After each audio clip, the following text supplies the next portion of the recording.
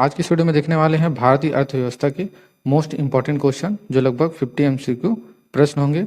ये UP triple S C पेट 2022 के लिए बहुत ही उपयोगी है। अगर आप चैनल पर नए हैं तो चैनल को लाइक सब्सक्राइब शेयर जरूर करें। तो चलिए क्वेश्चन की ओर आगे चलते हैं। पहले क्वेश्चन है, भारत की राष्ट्रीय आय और प्रति व्यक्ति आय की गणना का सर्वप्रथम प्रयास किसने किया था? पंडित जवाहरलाल नेहरू, डॉक्टर मनमोहन सिंह, दादा भाई नौरोजी, इनमें से कोई नहीं। तो इस प्रश्न का जो सही उत्तर है वो ऑप्शन नंबर सी, दादा भाई नौरोजी। दादा भाई नौरोजी ने 1867 से 1868 में किया था। और नौरोजी के दादा भाई नौरोजी के आंकलन के अनुसार दादा भाई नौरोजी के आंकलन के अनुसार 1868 में प्रति व्यक्ति आय 1868 में प्रति व्यक्ति आय कितनी थी? तो याद रखना है 20 रुपये थी। 20 रुपये थी। नेक्स्ट क्वेश्चन है, किस देश के नागरिकों द्वारा किसी भी हुई समय अवधि में सामान्यतः एक वित्त वर्ष में उत्पादित कुल अंतिम वस्तुओं तथा सेवाओं को मौद्रिक मूल्यांकन क्या कहलाती है? तो यहाँ पे ऑप्शन है शुद्ध राष्ट्रीय उत्पाद, पर्सनल इनकम, सकल राष्ट्रीय उत्पाद, आर्थिक आयोजन। तो इस प्रश्न का सही उत्तर क्या होगा? तो इस प्रश्न का जो सही आंसर है वो सकल राष्ट्रीय उत्पाद, option number C is right. इसको जीएनपी भी कहते हैं। और जीएनपी का फुल फॉर्म क्या है ये आप कमेंट बॉक्स में जरूर बताएं। नेक्स्ट क्वेश्चन है, जीएनपी का पूर्ण रूप क्या है? जीएनपी का पूर्ण रूप ग्रॉस डोमेस्टिक प्रोडक्ट यानी सकल घरेलू उत्पाद, ग्रॉस नेशनल प्रोडक्ट सकल राष्ट्रीय उत्पाद, इनमें से कोई नहीं, ए और बी दोनों। तो जीएनपी का जो पूर्ण रूप है वो ग्रॉस नेशनल प्रोडक्ट है यानी सकल राष्ट्रीय उत्पाद, option number B is right. Next question है, एनएनपी जिसको राष्ट्रीय शुद्ध राष्ट्रीय उत्पाद की गणना कितने प्रकार से की जा सकती है? एक प्रकार से, दो प्रकार से, तीन प्रकार से, चार प्रकार से। तो एनएनपी जो है वो कितने प्रकार से की जा सकती है? तो याद रखना है 2 प्रकार से, option number B is right. और एनएनपी का जो फुल फॉर्म होता है वो नेट, यहाँ गलत हो गया, नेट नेशनल प्रोडक्ट। एनएनपी का जो फुल फॉर्म होता है वो नेट नेशनल प्रोडक्ट है।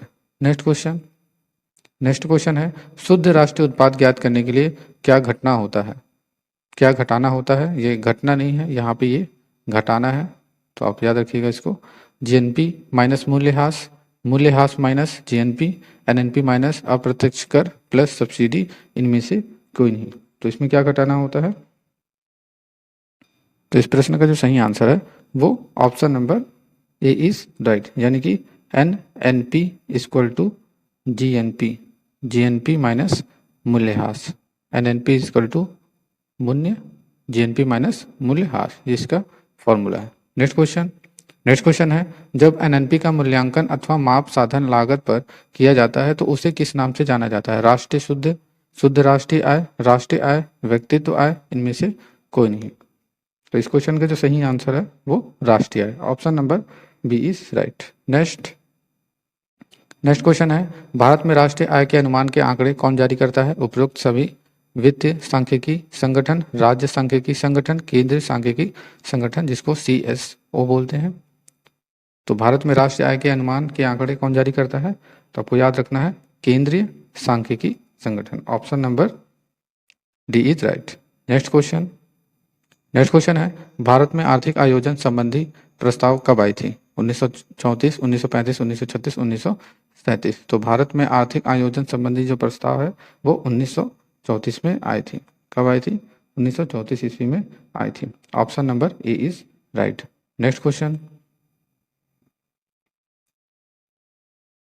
है, स्वतंत्रता पश्चात सन 1947 ईस्वी में किसकी अध्यक्षता में आर्थिक नियोजन समिति गठित हुई थी? दादा भाई नौरोजी, डॉक्टर मनमोहन सिंह, डॉक्टर राजेंद्र प्रसाद, पंडित जवाहरलाल नेहरू। तो किसकी अध्यक्षता में आर्थिक नियोजन समिति की गठन की गई थी? तो आपको याद रखना है Pandit Jawaharlal Nehru, option number D is right. Next question है, भारत की पहली पंचवर्षीय योजना कब प्रारंभ की गई थी? 1 अप्रैल 1951, 1 अप्रैल 1952, 1 अप्रैल 1953, 1 अप्रैल 1954। तो भारत की पहली पंचवर्षीय योजना कब प्रारंभ की गई थी? तो इस क्वेश्चन का जो सही आंसर है option number A is right, 1 April 1951। Next question है, देश की प्रथम पंचवर्षीय योजना किस पर आधारित थी? हाइडर Domar model, plant economy for India model, A और बी दोनों, इनमें से कोई नहीं। तो देश की प्रथम पंचवर्षीय योजना जो है ये किस पर आधारित थी? तो याद रखना है हाइडर डोमर मॉडल पर आधारित थी। नेक्स्ट क्वेश्चन है सभी राज्यों के मुख्यमंत्री और योजना आयोग के सदस्य किसके सदस्य होते हैं? केंद्रीय विकास परिषद के, राष्ट्रीय विकास परिषद के, राजस्व विकास परिषद के, इनमें से कोई नहीं। तो सभी राज्यों के मुख्यमंत्री और योजना आयोग के जो सदस्य होते हैं ये किसके सदस्य होते हैं? तो ये राष्ट्रीय विकास परिषद के सदस्य होते हैं। तो इस चीज को आप याद रखिएगा। नेक्स्ट क्वेश्चन है नई आर्थिक सुधार की रूपरेखा सर्वप्रथम किसके काल में बनाई गई और शुरू की गई? राजीव गांधी 1985, इंदिरा गांधी 1985, पंडित जवाहरलाल नेहरू 1985, दादा भाई नौरोजी 1985। तो नई आर्थिक सुधार की रूपरेखा सर्वप्रथम ये किसके काल में बनाई और शुरू की गई थी? तो याद रखना है Rajiv Gandhi. Option number A is right, 1985। Next question है नई आर्थिक सुधार नीति को शुरू करने का प्रमुख कारण क्या था? चीन से युद्ध, पाकिस्तान से युद्ध, खाड़ी युद्ध तथा भारत के भुगतान संतुलन की समस्या, उपयुक्त सभी। तो नई आर्थिक सुधार नीति को शुरू करने का जो प्रमुख कारण था वो खाड़ी युद्ध तथा भारत के भुगतान संतुलन की समस्या थी। नेक्स्ट क्वेश्चन है नई आर्थिक सुधार की दूसरी लहर किसकी सरकार के काल में आई थी? पीवी नरसिंह राव, पंडित जवाहरलाल नेहरू, दादा भाई नौरोजी, राजीव गांधी। तो इस क्वेश्चन का जो सही आंसर है वो 1991 ईस्वी में पीवी नरसिंह राव के काल में हुई थी। नेक्स्ट क्वेश्चन है भारतीय पूंजी बाजार को मोटे तौर पर कितने भागों में बांटा गया है? 2, 3, 4, 5। तो भारतीय पूंजी बाजार को मोटे तौर पर कितने भागों में बांटा गया है? तो 2 प्रकार में भागा गया है। पहला जो है वो गिल्ट एज बाजार है और दूसरा है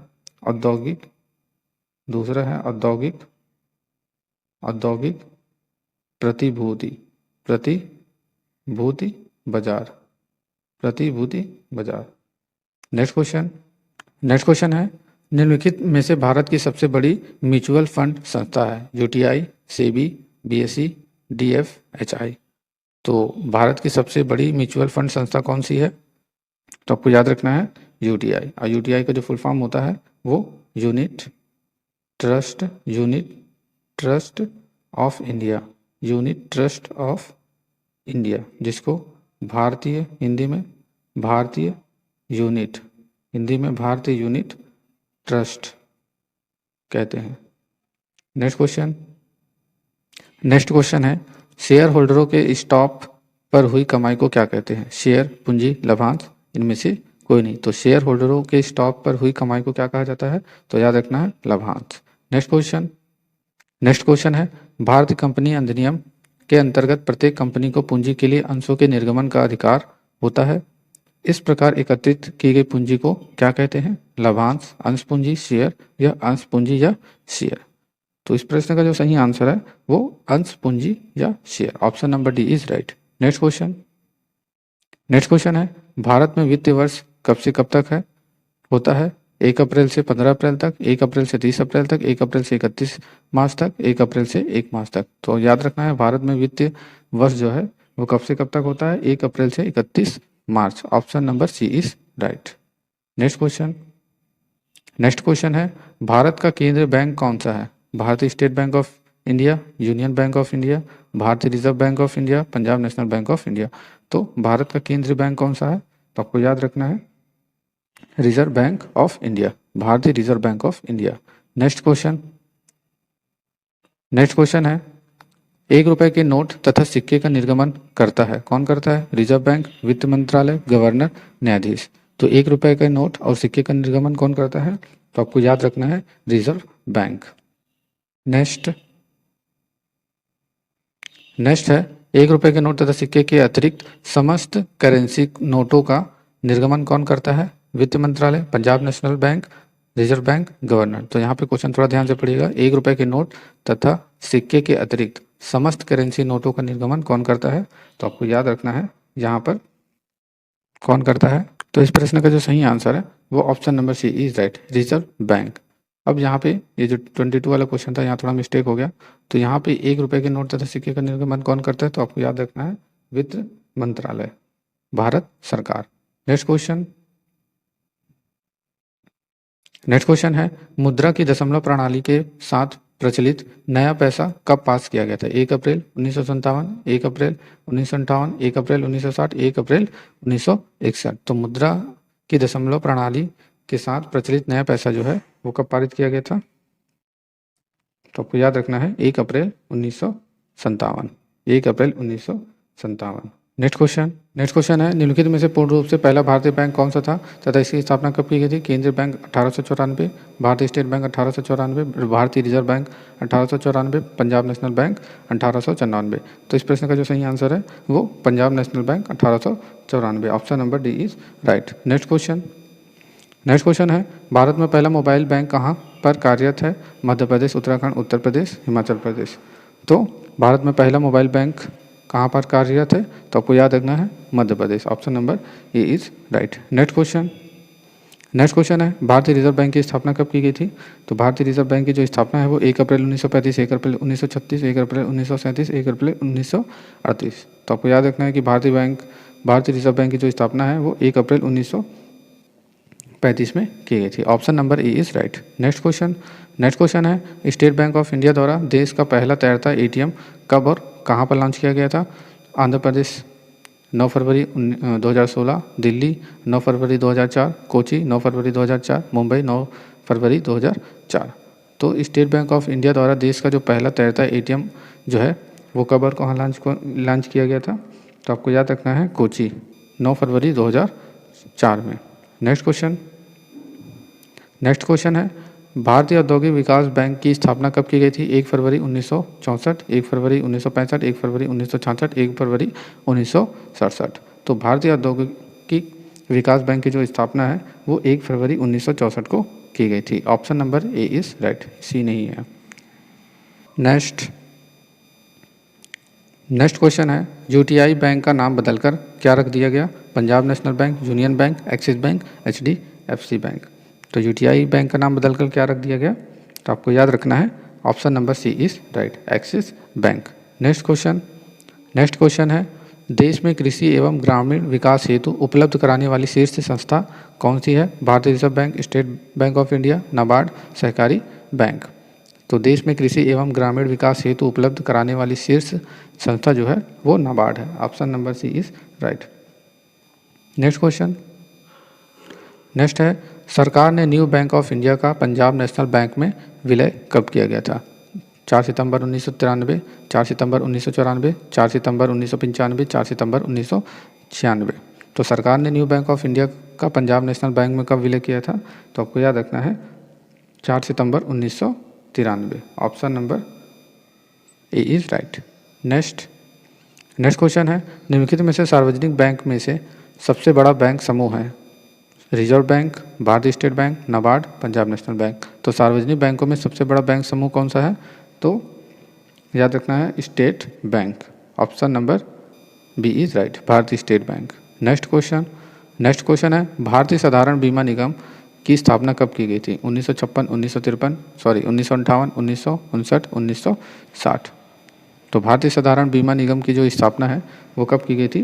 तो आपको याद रखना है 1972 ईस्वी में की गई थी, लेकिन यहाँ पे 1972 का ऑप्शन नहीं है। नेक्स्ट क्वेश्चन है भारतीय जीवन बीमा निगम का मुख्यालय कहाँ पर है? दिल्ली, मुंबई, लखनऊ, कोलकाता। तो भारतीय जीवन बीमा निगम का जो मुख्यालय है वो मुंबई में है। Option number B is right. Next question है राष्ट्रीय कृषि बीमा योजना कब लागू किया गया था? अक्टूबर 1995, अक्टूबर 1998, अक्टूबर 1998, अक्टूबर 1999। तो राष्ट्रीय कृषि बीमा योजना कब लागू किया गया था? तो आपको याद रखना है 1999। Option number C is right.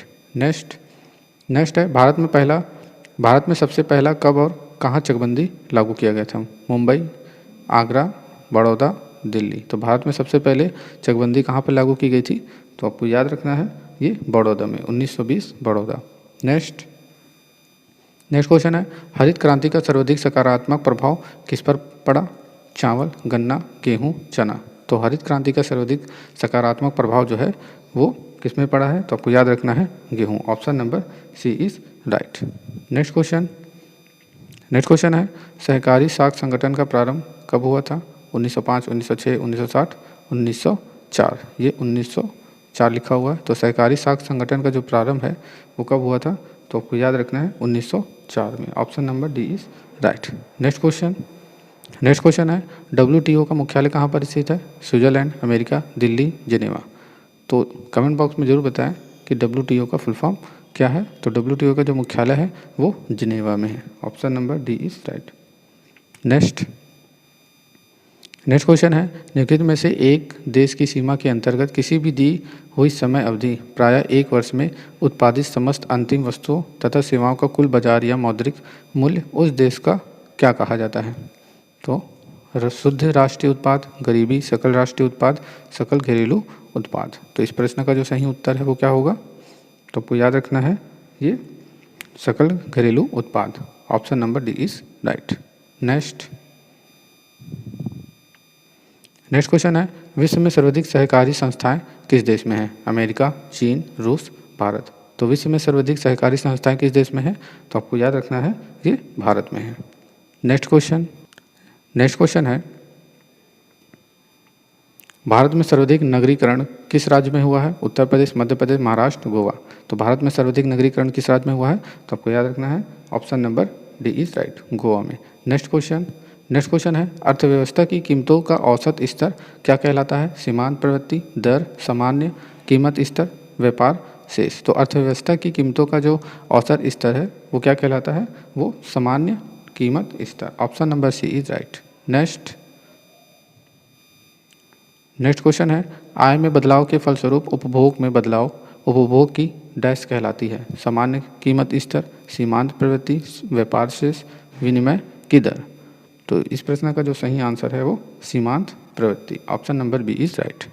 Next question है विदेशी मुद्रा के अनुसार देशी मुद्रा की कीमत विदेशी डैश कहलाती है? सामान्य कीमत स्तर, सीमांत प्रवृत्ति, विनिमय की दर, व्यापार शेष। तो क्या कहलाती है? तो याद रखना है विनिमय की दर। Option number C is right. Next question है किसी देश का आयात और निर्यात से संबंधित भुगतान शेष कहलाता है? व्यापार शेष, विनिमय की दर, सामान्य कीमत स्तर, उपरोक्त सभी। तो किसी देश का आयात और निर्यात से संबंधित भुगतान जो है वो क्या कहलाता है? व्यापार शेष। नेक्स्ट क्वेश्चन है अंतर्राष्ट्रीय व्यापार में अनुकूलन संतुलन की स्थिति वाली मुद्रा जिसको प्राप्त करना कठिन होता है वो क्या कहा जाता है? व्यापार शेष, विनिमय की दर, कठोर मुद्रा, इनमें से कोई नहीं।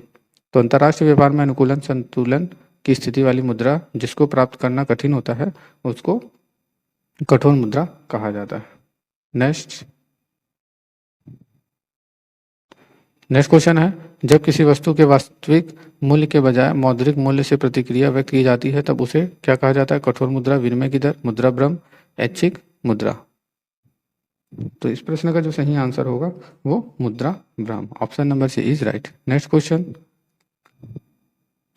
क्वेश्चन है आरबीआई ने 1000 का नोट 22 वर्षों के अंतराल के बाद कब जारी किया था? 9 अक्टूबर 2000, 9 अक्टूबर 2001, 9 अक्टूबर 2002, नवंबर 2003। तो आरबीआई ने 1000 का नोट 22 वर्षों के अंतराल में कब जारी किया था? तो आपको याद रखना है 9 अक्टूबर 2000। Option number E is right.